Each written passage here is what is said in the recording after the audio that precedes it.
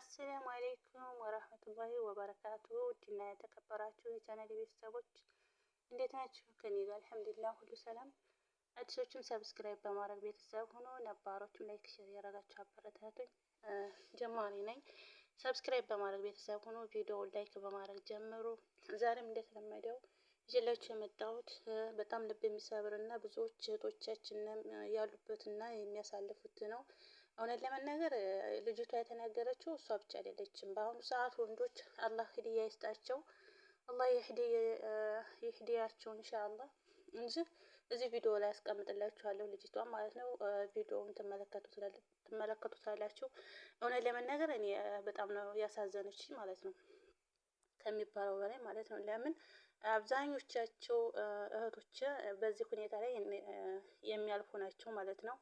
ያው የተወሰነም ቢሆን ብዙዎቻቸው በሚባሉ ሁኔታ ላይ ወንዶች ሴት ልጅ ስትወልድ በአሁኑ ሰዓት ችግሯን ለመቅረብ ሳይሆን እሷን ለመበቀል የተነሱ እስከሚመስሉ ድረስ በጣም አስቸጋሪ ሁኔታ ያሉት ወንድሞቻችን አላህ ሂዳያ ይስጣቸው እና ሚስቶቻቸው ስታረግዝ ጥለዋት የሚሮጡ ስትወልድም ጢጦ ሀፋዛ መገዛበት አታ ብዙ ነገር ስትሰቃይ እነሱ ግን ሌላ ሴት አግብተው የሚኖሩ ብዙ ባለጌ ወንዶች አሉ ማለት ነው። ግን ደግሞ ያንም ስል ደግሞ ብዙ ደግሞ እንደ አባትም እንደ እናትም እንደ ወንድምም አባትም መሆን የሚችል አሉ ማለት ነው። እና ግን አብዛኞቹ ወንዶች እንደዚህ ናቸው። እዚህ ቪዲዮ ላይ ለልጅቷን ቪዲዮ አስቀምጥላችኋለሁ። ከአንደበቷ ስሟት ማለት ነው። በጣም ነው ያሳዘነችኝ። ሆነ ለመናገር በጣም ነው ልቤ የተሰበረው ሳዳምጣት ማለት ነው። እና አዳምጧት እናንተም እስኪ። ባለቤቴ ብዙ የሰጠኝ ስጦታዎች አሉ፣ በጣም ብዙ። እስኪ ላካፍላችሁ። ከነዛ ውስጥ በጣም የማረሳቸው 4 ውድ ስጦታዎች አሉ። መቼም በአይምሮዬ ሊጠፋ የማይችል ቀን እንኳን ብረሳው ማታ ማስታወሳቸው፣ ወደ መኝታዬ ሲሄድ ሁሌ እንቅልፍ የሚከለክሉኝ 4 ትልልቅ ስጦታዎችን ሰጥቶኝ ያውቃል። እስቲ ከነዛ ውስጥ ላካፍላችሁ። ምናልባት የውስጥን ታሪክ የሌላ ሰውን ነገር አውጥቶ ማውራት በሸሪያችንም ክልክል ይሆናል። ግን ደግሞ ምናልባት አንዳንድ ችግሮች ሲያወሯቸው ይቀላሉ። አንዳንድ ነገሮች ውስጥን ያማሉ እና እስቲ ላካፍላችሁ። ምናልባት እንደኔ ብዙ ሴቶች የተሰጣቸው ይኖራሉ። ከነዛም ውስጥ አንደኛው ባገባኝ በ3 ቀን የሰጠኝ ስጦታ ሲሆን፣ ሁለተኛው የመጀመሪያ ልጄን ነፍሰ ጡር ሆኜ፣ ሶስተኛው ሁለተኛ ልጄን በወለድኩ በ15 ቀን የሰጠኝ ስጦታ ነው። አግብቼ ልክ በ3ኛው ቀን እጄ ተመልሶ መስራት እንዳይችል ቅጥቅጥ ያደረገኝ ስጦታ ነው። ሁለተኛው 2009 ግንቦት 20 ረመዳን ቀኑ እሁድ ነበር። ተራዊ ሰግጄ ስወጣ በር ላይ ጠብቆ በጠረባ ካነጠፈኝ በኋላ እግሬን የሰበረኝ ነው። መነሳት አልቻልኩም ነበር። ሌላም ሰው ሮጦ አነሳኝ፣ ይዘውኝም አስገቡኝ። የሚገርማችሁ ነገር ግንቦት 20 ሰብሮኝ ግንቦት 22 ምጥ ያዘኝ። ግንቦት 24 ልጄን ተገላገልኩ። በአላህ እርዳታ እያነከስኩ እጄ ልጄን ይዤ መጣሁ። ሶስተኛው ልጄን ወልጄ በ15 ቀኔ ወገቤ መሀል ላይ ከፍሎ የቆረጠኝ ነበር። አሁን ሳወራችሁ ቀላል ሊመስል ይችላል። ለእኔ በጣም ከባድ ወቅት የምለባት ቀን ነበረች። በጣም ያማል። አራስ ነበርኩኝ። የነበርኩበት ሁኔታም ደግሞ በጣም በጣም በጣም የሚያሳዝን ሁኔታ ነበር። በጣም ያም ነበር። ለረጅም ጊዜ ወገቤ ያመኝ ነበር እና ሰው ይዤ ነበር የምነሳው። የዛች ቀን ከሱ መፋታትን ወሰንኩኝ። ምክንያቱም የነበርኩበት ሁኔታ እንኳን ልመታ ልታቀፍ እንኳን የማሳሳበት ሁኔታ ነበር። ወልዳ በ15 ቀን ወገቧ የተቆረጠች የመጀመሪያ ኢትዮጵያዊ ሴት እሆናለሁ ብዬ አስባለሁ።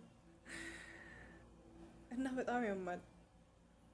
ማለት ብዙ ጊዜ ለራሳቸው እሞክራለሁኝ። ብዙ ጊዜ ያሳለፍኳቸውን ነገር ለመርሳት እሞክራለሁኝ። መደበቂያ ካገኘው ምንም ይሁን እደበቃለሁ። ሰው የሚያየው ፈገግታዬን፣ ስክሪን ሽቴ ብቻ ነው። ከላይ ያለው ከበሬን ብቻ ነው የሚያየው። ውስጤ ግን በጣም ደቋል። ልጆች አሁን አጠገቤ አይደሉም። እኔ ያለሁት በሰው ሀገር ነው። እነሱን የተውኳቸው ወልጄ አይደለም። በጣም ነው የምወዳቸው። በጣም ብዙ መስዋዕትን ለእነሱ ከፍያለሁ። ለእነሱ ብዬ ብዙ ተአምራት፣ በቃ የሰው ልጅ ሊሰራው የማይችለውን ነገሮች ሰርቻለሁኝ በህይወቴ። ምናልባት በህይወት እንኳን ባልኖር ያሳለፍኩትን ነገር አሁን አያውቁም። የሆነ ቀን ግን የሚያውቁበትና የሚረዱበት ቀን ይመጣል። ምናልባት እኔ ኖሬ አላስረዳቸውም። ያሳለፍኩትን ነገር ልነግራቸውም እራሱ አልፈልግም። አሁንም የሚያዩት ነገር ብዙ ነበር፣ ያው ግን አይረዱም። ለልጆቼ ስል ብዙ መስዋዕትነትን ከፍያለሁ፣ ግን በጣም ከባድ ነው። ምናልባት እንደኔ በየቤቷ ብዙ ነገር የምታሳልፍ ሴት ትኖራለች። እንደዚህ አይነት ከባባድ ስጦታዎችን ከባሎች የምንቀበል ሴቶች እንኖራለን። እና ወንዶች ግን ማስተላለፍላችሁ መልእክት፣ ሴት ልጅ ብርጭቆ ብቻ አይደለችም፣ አይንም ጭምር ነች። አላህ ሱብሓነሁ ወተዓላ ለሰው ልጅ መስገድ ቢቻል ለባል ሲል የባልን ክብር ሊያሳየን እንጂ ሴትን ዝቅ አድርጎ ወይም ሴትን እንድትረገጥ ማዘዙ አይደለም። ብዙዎቻችን ግን ሸሪዓን የምንረዳው በተገላቢጦሽ ነው። 4 ማግባት ሲል እንደ ኩንታል መደራረብ አይደለም። ሁሉም ነገር አካሄዳና ስርዓት አለው።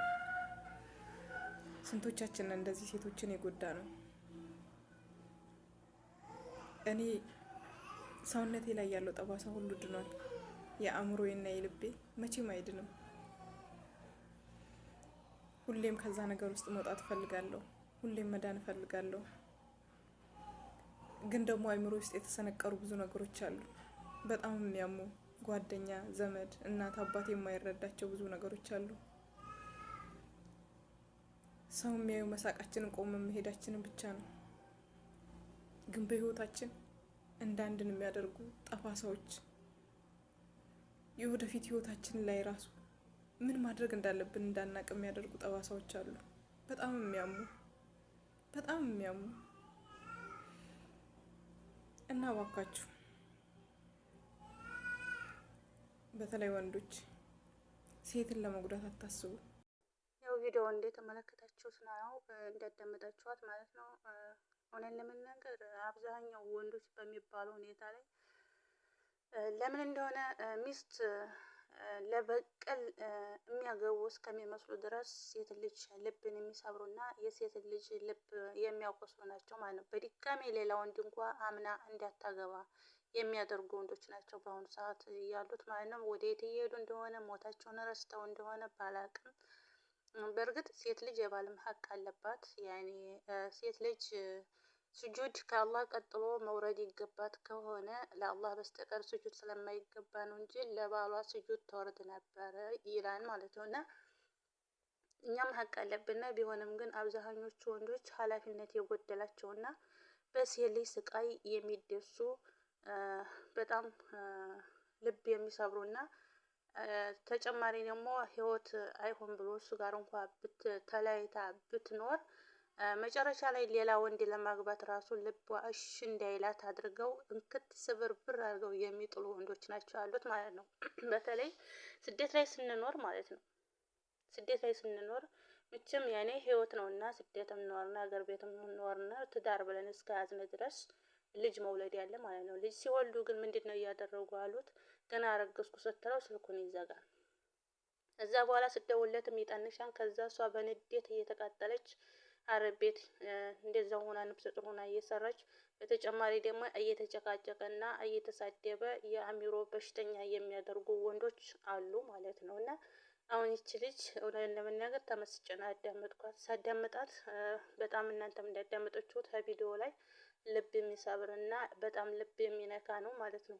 የሰው ልጅ ባሌ ወርቅ ሀዲያ ሰጠኝ፣ ባሌ የልጆች አባት እንደዚህ ማለት ሲገባ አሁን የተናገረችው ነገር በጣም ልብ የሚሰብር ነው።